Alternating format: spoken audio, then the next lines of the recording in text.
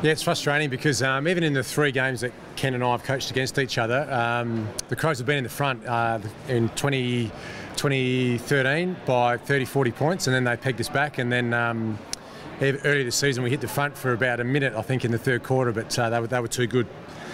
So yeah, would like to get one back on Sunday, that's for sure. It's the up week for the form. Yeah. Well, hopefully. It has been a bit up and down for us. I mean, our form's been hot and cold. We've played some really good footy for 4 quarters in some games, and in other games we've unfortunately played good footy for 2 quarters or 3 quarters. And even, Essendon last week, we won 3 quarters but didn't win the game. And most importantly, 2 goals, 6 to 7 goals in the 1st quarter. We were always trying to get back into that match. But when we play together, when we play as a team, when we get an even contribution from 22 guys, we're still hard to beat, and we've still got that self-belief. Obviously the Showdown is a great opportunity for us to come up against the best team in the competition at the moment. Is this your last chance to save your seasons? Tomo said today you really need to win this one or else. No, I don't think so. I mean, there's still half a season to go. I mean, there's 9 games to go, but we've got 6 wins. So when it becomes mathematically impossible, that's when you say this is our last chance. But there's still half a season to roll, and as I said, we're playing some good footy. We're just not playing it consistently, and our guys still have great self-belief. If for whatever reasons we're not at our best on Sunday, I'm sure Port are going to beat us. We have to play at our best. Massively important game, though, where you're at on the ladder. Oh, it's huge. I mean, we've said that for the last month or 6 weeks. Every game we play, and we missed a great opportunity last week because Essendon were where we were on the ladder, 6 and 6. They've taken a step up, we've taken a step back. So a Showdown, though, playing against the best team in the competition allows us to see exactly where we're at.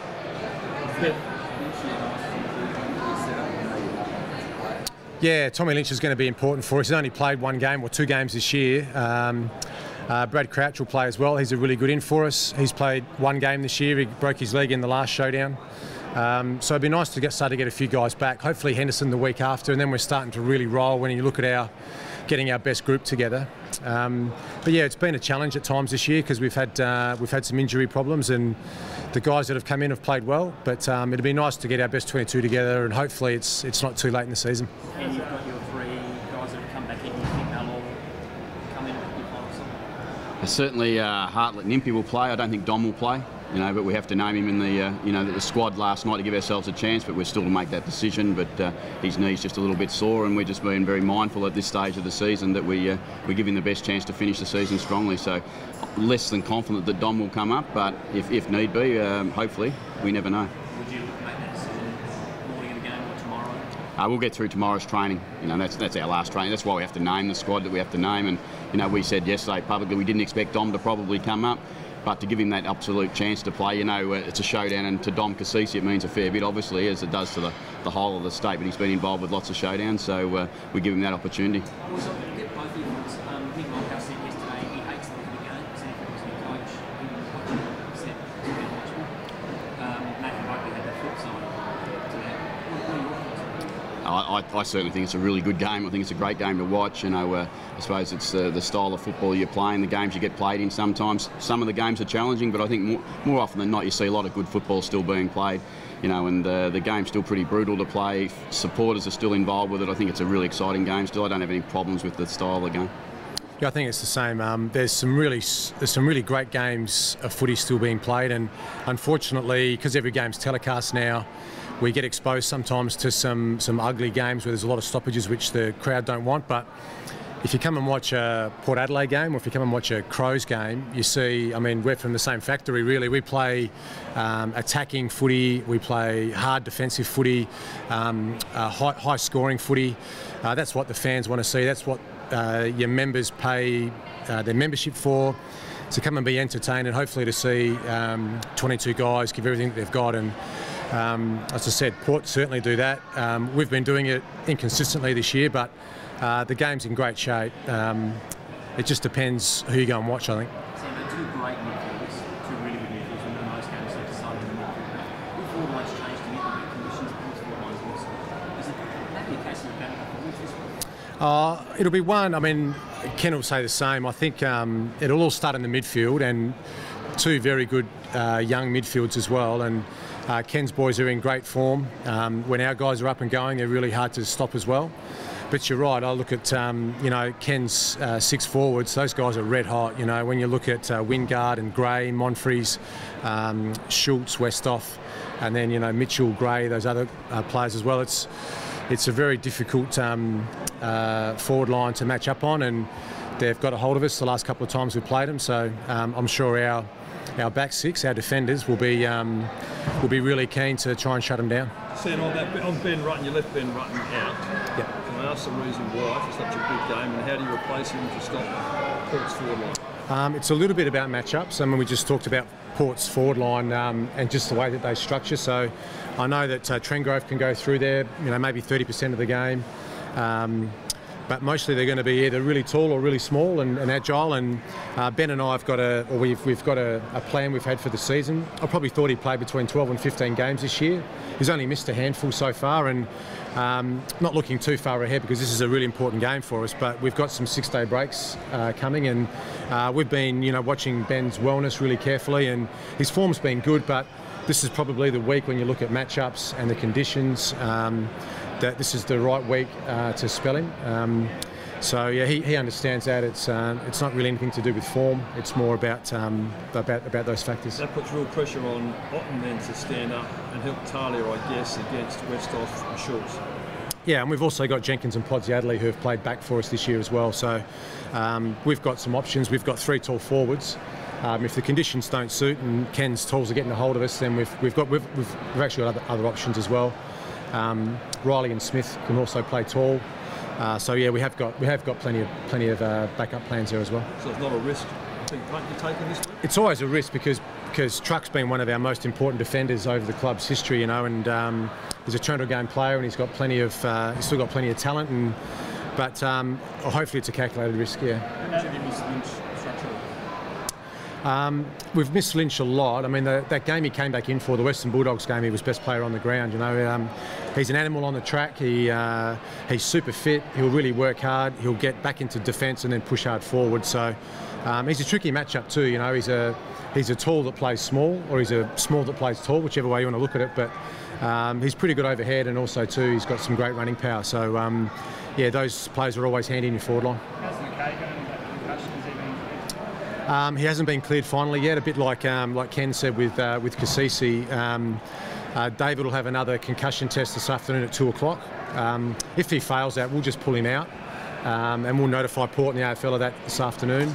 But at the moment, he's in the 25-man squad. As I said, one final concussion test to pass. If he doesn't get through that, we'll notify Port this afternoon, and we'll make some adjustments to our emergency list.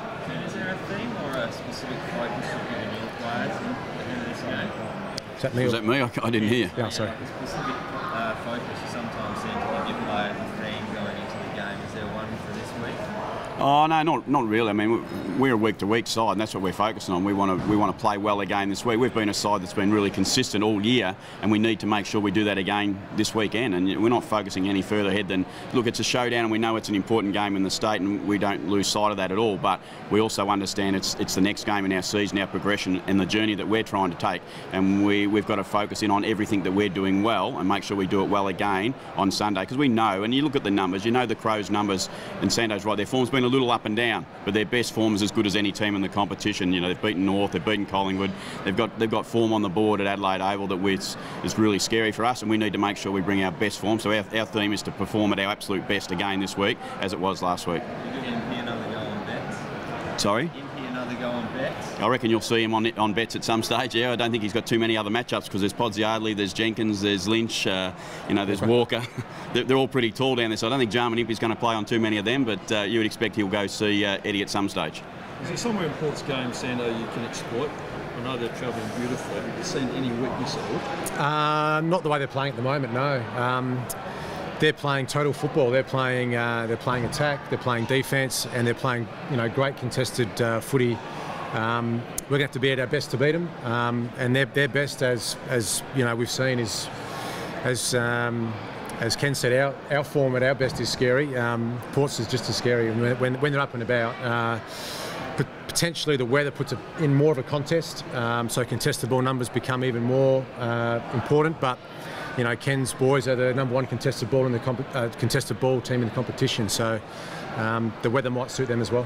You said Lynch and Crouchy and Corpse and Luke Thompson chances? Or that? Yeah, there's still a chance too. As I said, with McKay still not through the concussion, and we'll just finalise our team this afternoon. We'll have match committee at about 3 o'clock, and by 5 o'clock the boys will know who's in and who's out. But certainly Lynch and Crouch will be ins for us.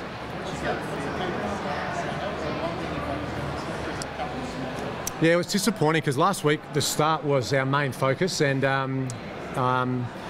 we looked through it in the review. We looked at that sort of 7 or 8 minute patch. Essendon had 3 goals on the board. We had 2 handballs.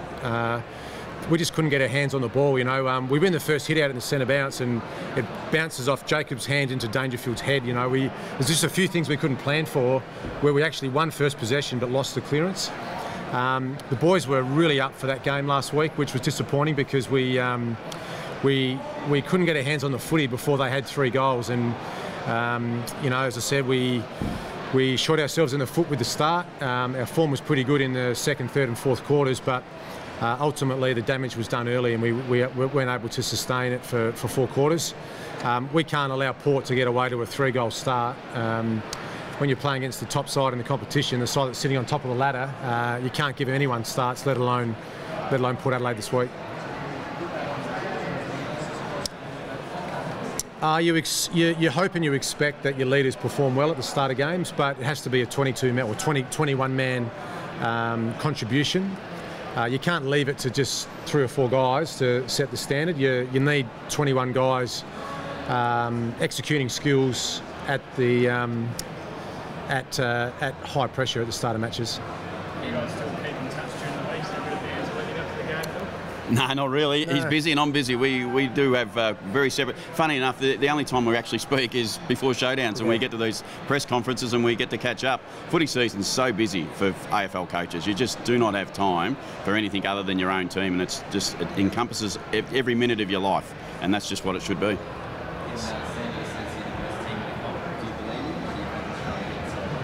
Nah, look, we sit on top of the ladder at this point of the season. We know that the best sides in the competition are the ones who have done it consistently over a period of time. Now, we're aiming to try and get to that point. There's no doubt about that, but we still understand that we see Hawthorn and we see Sydney only 2 weeks ago, and we know that the best sides are in front of us, and we've got to still keep chasing them. The ladder says at the moment we're in a healthy position, but it's a full season, and that's the key message that I always try and tell people. It's 22 weeks before you know exactly where you sit.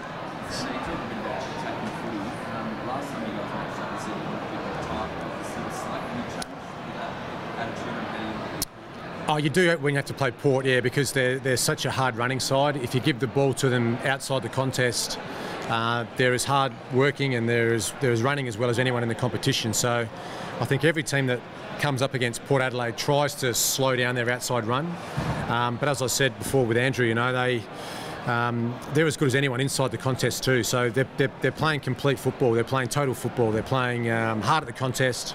They're attacking really well with speed, and they're actually defending as good as anyone in the competition. So they deserve to be on top. They deserve to be a game clear on top. They're going to be a really hard side for us to beat on Sunday, but if we bring our best, we think we can match them. Is that a recognition, when you're saying trying to shut it down and stop their run, is that a recognition that nobody can compete with them in that respect, and that they're fitter than everybody? Oh no, I mean, as Kenny said, they lost a couple of weeks ago, you know. It's not like no one can compete with them. It's if you allow Port to play their style, and you know, they're very well drilled and they've got a great coach.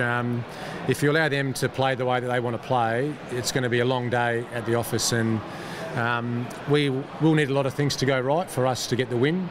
But so will Ken, you know. If they allow us to play our style, it'll be a long day for Port as well. So both teams have to be at their best, and if a side's 5 or 6% off, it could be the difference in the game.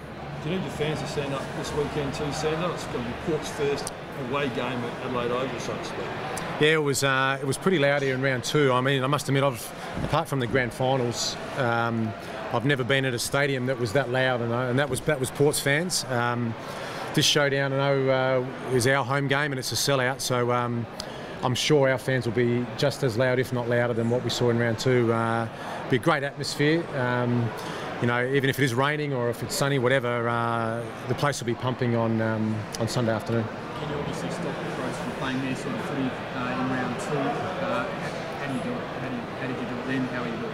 You've got to do a lot of things right for 4 quarters, you know, and we've seen that in round 2 that, you know, in the 3rd quarter they hit the lead, as Sando says, and then sometimes, you know, the game can get away from you quite quickly at the end of a game, and that's probably what happened in the Showdown. The Showdowns, in my time, as he says, we've been behind by a margin and we've been in front by a little bit, and each time the game's been played, I've not at one stage felt like in the coach's box we're either in or we're in control or we're not in control of this game. I've always felt like it's a real arm wrestle, and that's what I'm preparing for again on Sunday. There'll be an arm wrestle.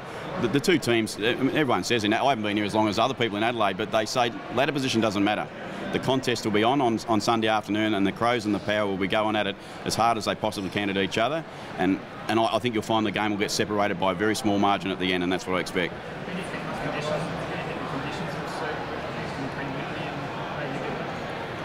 I hope it suits us.